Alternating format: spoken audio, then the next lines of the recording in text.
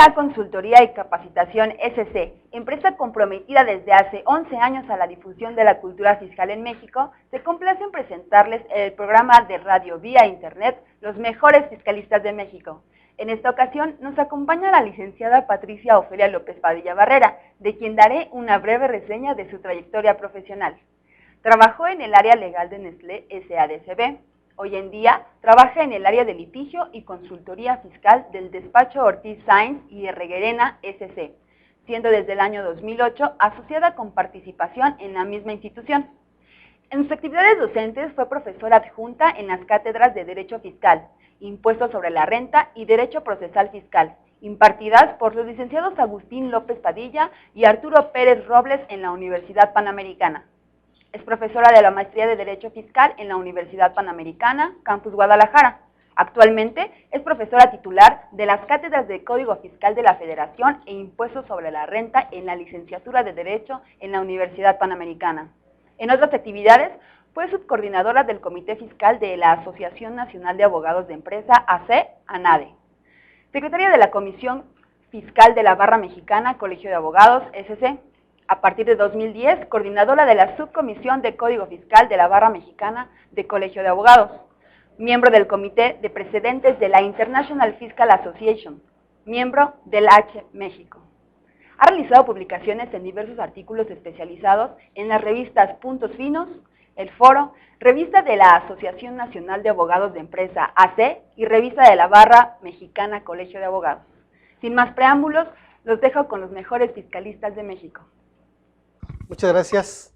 Bienvenidos, muy buenas tardes. Bienvenidos a un programa más de los mejores fiscalistas de México. Y en esta tarde, como lo comentaban ya hace un momento, nos acompaña la licenciada Patricia López Padilla Barrera. Pati, bienvenida. Muchas gracias por aceptar la invitación. No, gracias, Francisco. Al contrario, a mí me enseñaron que en la vida hay que ser muy agradecidos y le agradezco al grupo Generadores de Valor Agregado y en especial al programa Los Mejores Fiscalistas de México, a ti, Francisco, por la invitación, a los contadores Andrés Ávila y Ángeles Mandujano por invitarme. La verdad es un honor inmerecido porque por supuesto no estoy, ojalá algún día pueda llegar a estar dentro de los mejores fiscalistas de México, pero bueno, me invitaron y aquí estoy. Muchas gracias. Les agradezco mucho. No, gracias a ti, bienvenida, y sí lo estás, ¿eh? Muchas gracias. Y bueno, vamos a dar un aplauso, por favor, de bienvenida a la licenciada. Gracias. El tema, gracias, el tema de esta tarde son fines extrafiscales. ¿Qué debemos entender, Pati, por un fin extrafiscal? Gracias, Francisco. Mira, tristemente ya hay dos vertientes. Ya no es fácil al día de hoy por los precedentes que la Suprema Corte de Justicia de la Nación ha sacado, sí, de alguna manera un tanto contradictoria. Pero en principio, te contesto, en principio, ¿qué es lo que debiera ser un fin extrafiscal? O doctrinariamente, ¿qué era un fin extrafiscal? Un fin extrafiscal era aquel instrumento financiero por virtud del cual el Estado establecía una contribución. Realmente era un medio para imponer contribuciones.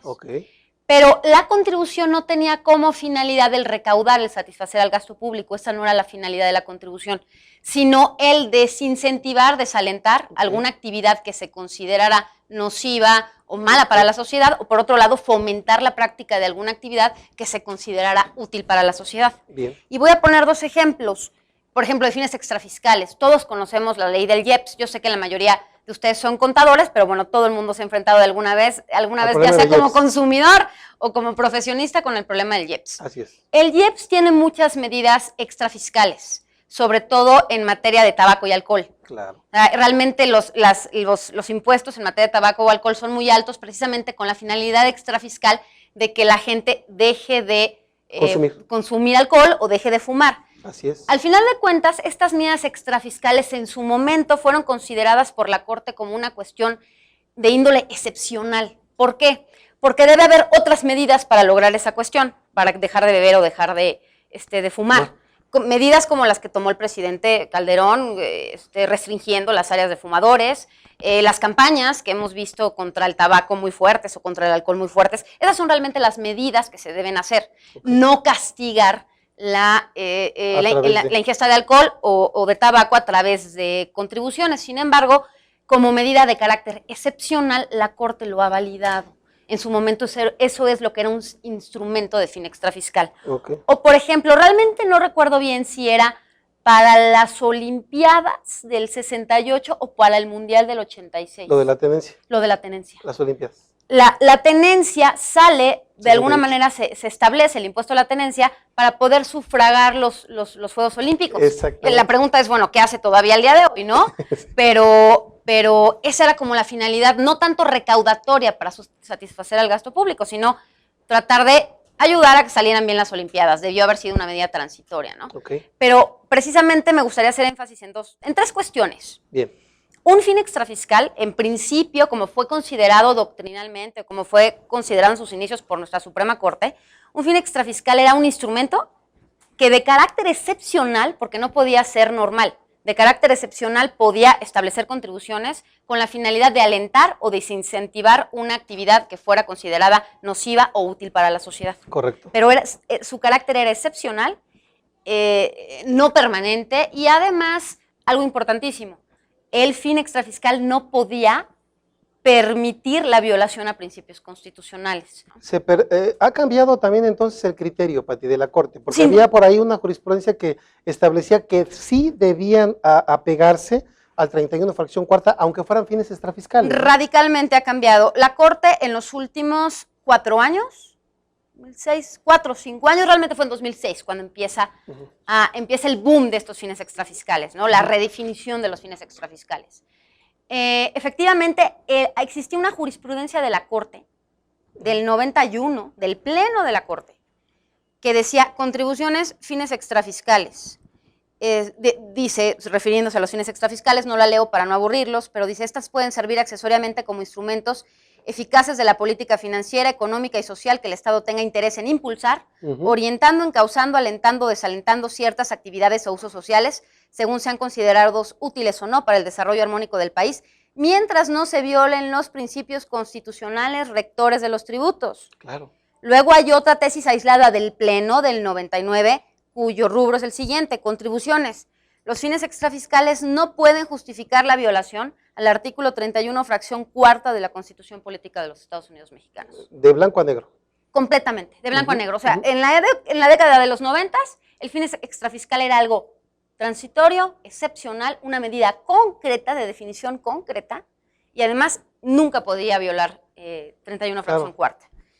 En cambio, sale una desafortunadísima tesis aislada de la segunda sala de la Corte. Si bien quien empieza a interpretar qué es un fin extrafiscal es la primera sala de la Corte, sí, que no es la que ve la cuestión tributaria, entiendo. La segunda sala emite una tesis aislada en marzo de 2006, sumamente desafortunada, que para mí cambia completamente el derrotero o el estudio de los fines extrafiscales, que dice, se refiere a IEPS precisamente.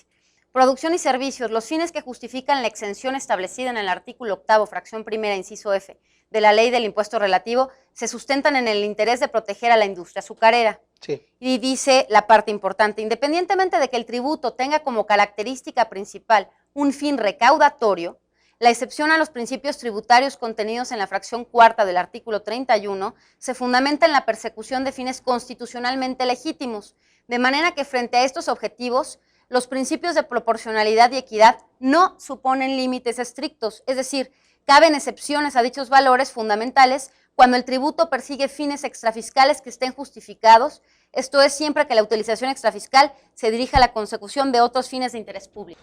Y en esa tesitura, Pati, en relación también al YETU, ¿por qué nos platicas un poquito qué dijo la Corte para considerarlo constitucional, que tenga que ver con el tema que estamos viendo? La Corte, bueno, es, en mi opinión, tristísimo,